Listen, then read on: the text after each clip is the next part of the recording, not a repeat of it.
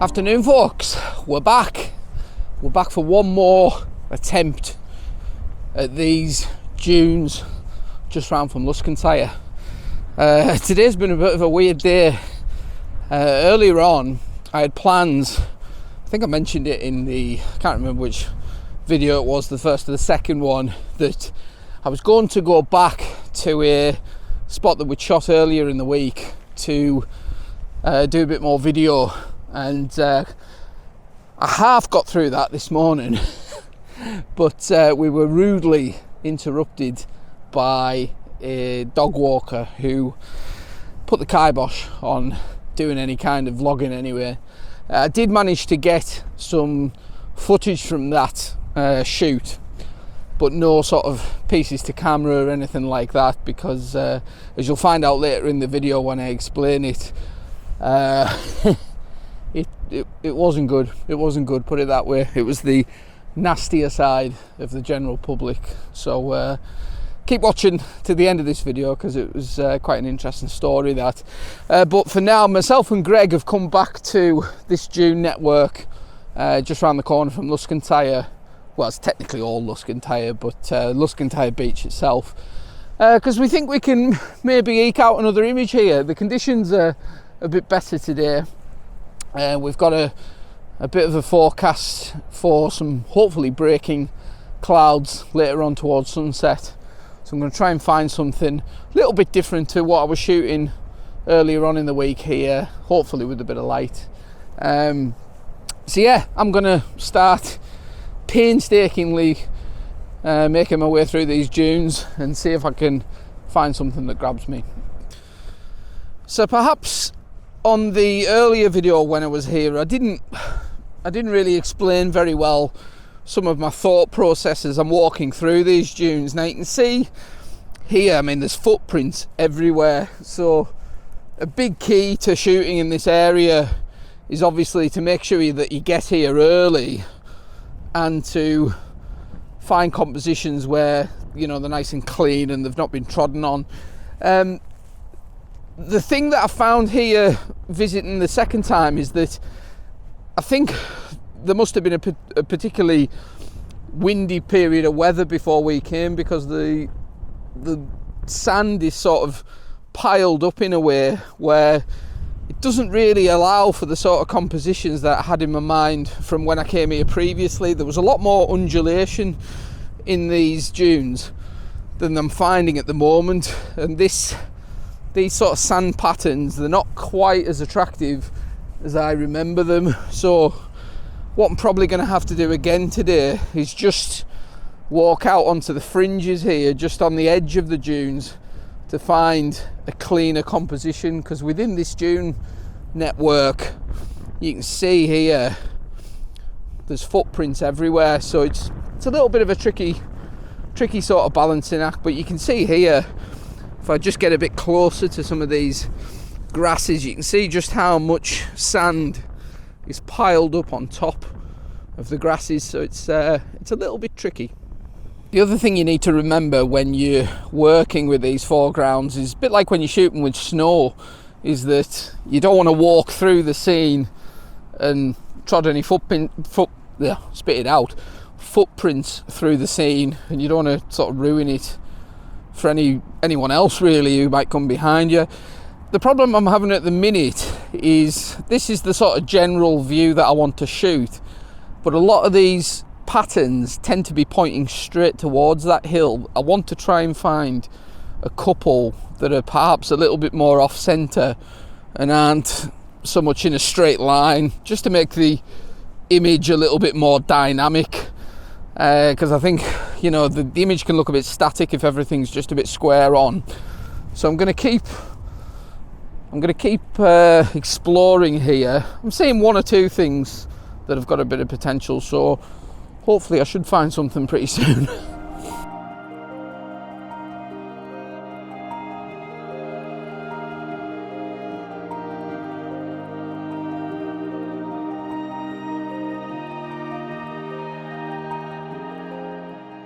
We've just been joking there that there's a lady walking past with the dog. We're not a fan of dogs today. I love dogs, but I don't love dogs today. Right, I think I've found something. This shot, well, I'm not sure if I have found something or not. I'll just spin it around so you can see. Yeah, this shot, we're just going for a very simple curve that's running sort of to the left, and then we've got that hill that I can never pronounce in the distance over at Northton. It's probably a bit small in the frame on this one, but I'm going to give it a try anyway. We're at not too wide actually, about 24mm, and just focusing on the grass in the bottom third of the frame and doing a bit of a long exposure just to smooth out the sky a little bit. And also what it does is it just softens the sand as well, because any of the sand that's moving around, that gets smoothed out as well. But I'm going to keep looking for something else because I'm not 100% on this image, but I may as well take it while I'm here.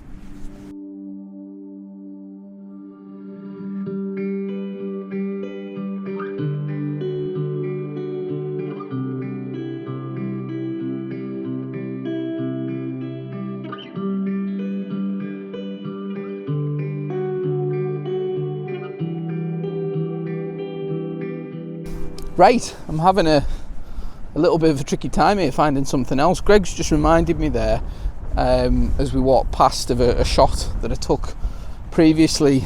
I'm just shooting it again in portrait because we've got this lovely sky now, and I'm shooting it about 30 seconds with the 6-stop on just to drag some of the colour out in the sky. The problem I'm having at the minute is a lot of these patterns, they're very sort of square on to the hill that we're wanting to shoot in the distance. It's tricky trying to find a nice pattern that's a little bit offset from that hill. I want the image to sort of flow. I don't want it to look too static. So with everything being quite square on, it's proving a bit tricky at the minute. But yeah, I'm going to keep sort of moving along slowly, and hopefully I can find something pretty sharpish before sunset, because I think this sky might light up a little bit.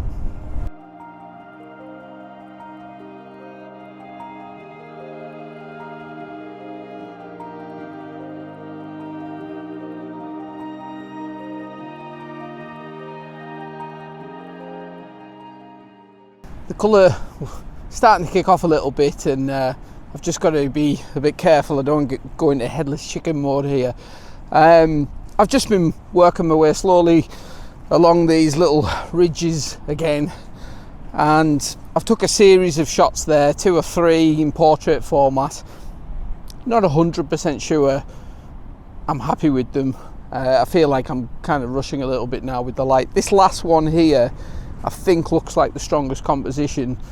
We've got these sort of 3 or 4 lines carved out into the dunes here, pointing towards the hill in the distance, and then we've just got a faint bit of colour in the sky that, again, I'm using the 6-stop filter to drag out, about 30-second exposure.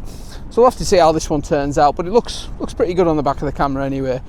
I'll put this one on the screen, and then do stay tuned because I'll show you a bit of footage that I shot earlier on, and I'll talk you through that interesting story with the dog walker. Well, maybe interesting, I don't know.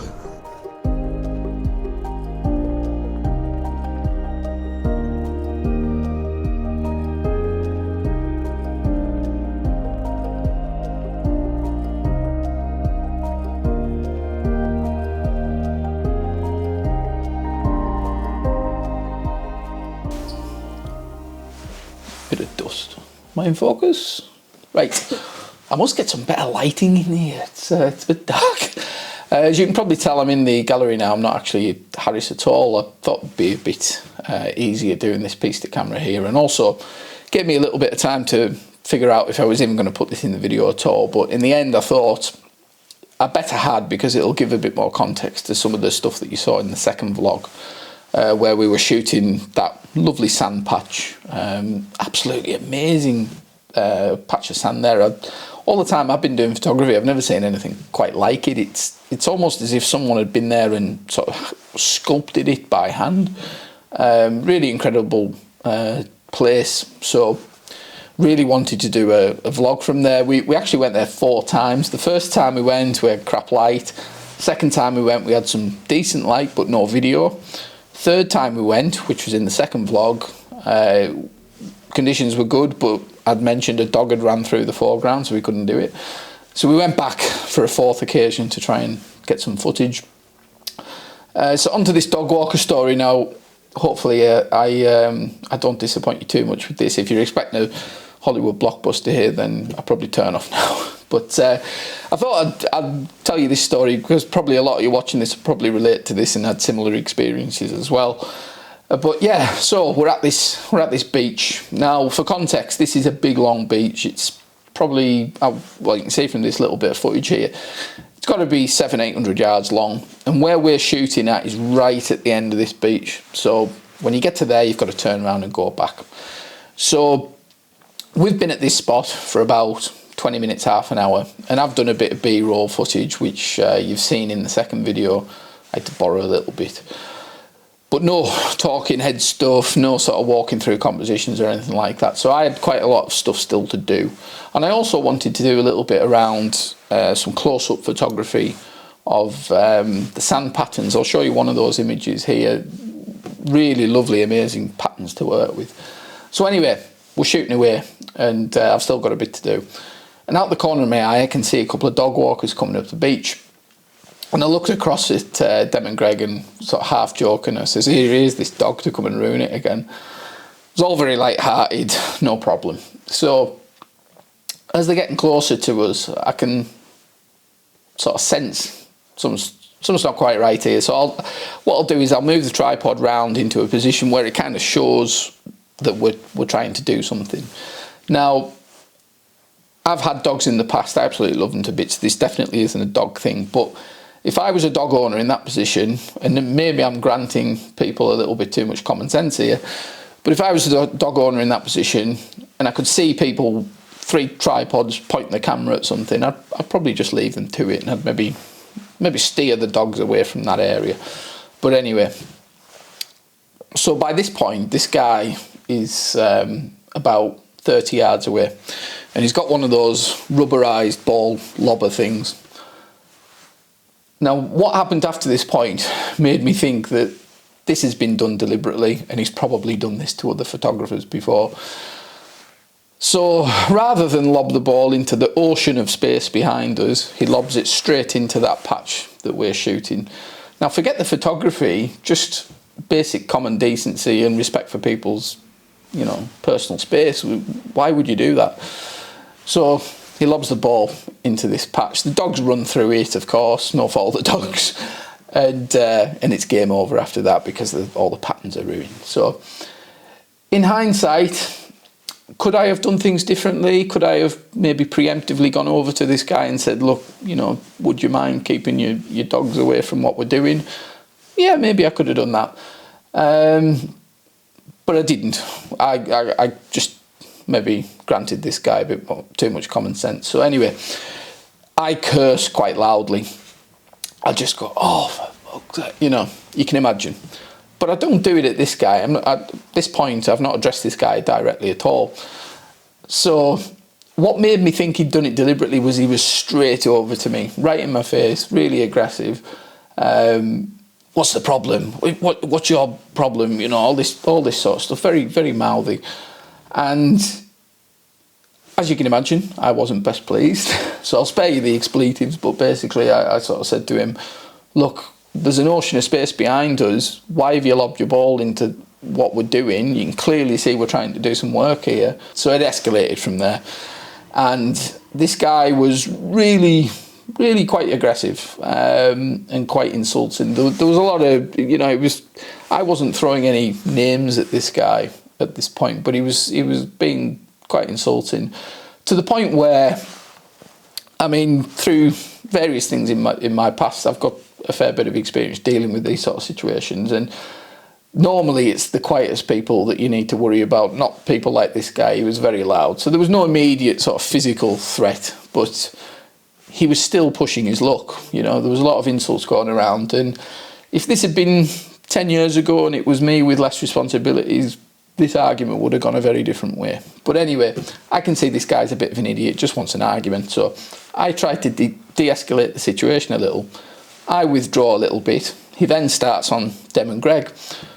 They're a little bit calmer than me at this point, but no sense is getting talked here. This went on for another 10-15 minutes.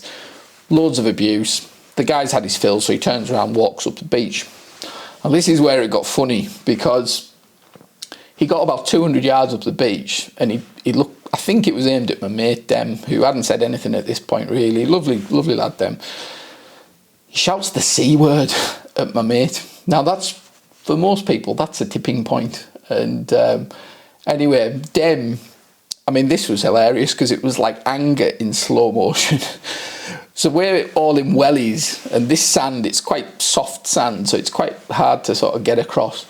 And Dem goes hurtling off up the beach as fast as you can in wellies, and he's flapping away going up this beach like a turtle running after this guy. And eventually he gets to him, and I don't know what was said, and they were still arguing the toss 5 minutes later. But I turned to Greg and I just said, what on earth is going on here? This is ridiculous. So yeah, it was a really unfortunate incident. I was really wanting to do some filming there. It was a real shame I couldn't. I'll show you a couple of these images that I got, because you know, pretty pleased with them in the end. So yeah, it's a bit of a shame. I was talking to my mate Mark Littlejohn about this, who, you know, if you're a landscape photographer, I'm sure you'll know who Mark is.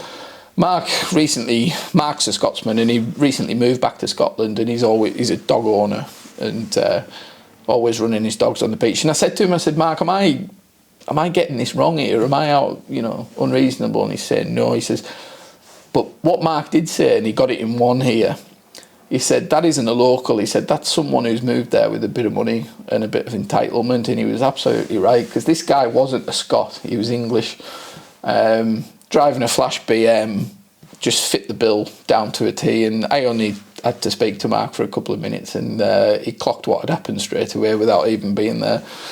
So yeah, it was a real shame, because we were getting the whole sort of, you're an embarrassment to tourists and this is why locals hate you and all this sort of stuff, which was absolute nonsense. I mean, it was real playground stuff. This wasn't the case of tourists coming into a space and invading locals, you know, privacy or anything like that. This was just three photographers minding their own business. This guy came over to us and lobbed the ball into what we were doing, and he started it, you know. So definitely wasn't a case there. I mean, 99.9% of people you come into contact with in these situations are perfectly reasonable. You know, if I'm invading someone's space by accident, then obviously I would move, and vice versa. But not in this case. This guy was an absolute tool. So that was the story of the dog walker anyway, but hopefully I've entertained you for 5 minutes. When you see this video, I'll actually be up in Scotland. I'm back up there for a week in a Sint, so I'm hoping to get a couple more vlogs done from there. So hopefully you've enjoyed this little Scottish series. And I'm also nearly up to 4,000 subs. I was just looking the other day, and yeah, really appreciate everyone who's tuning in. And if you don't already subscribe, please consider doing that.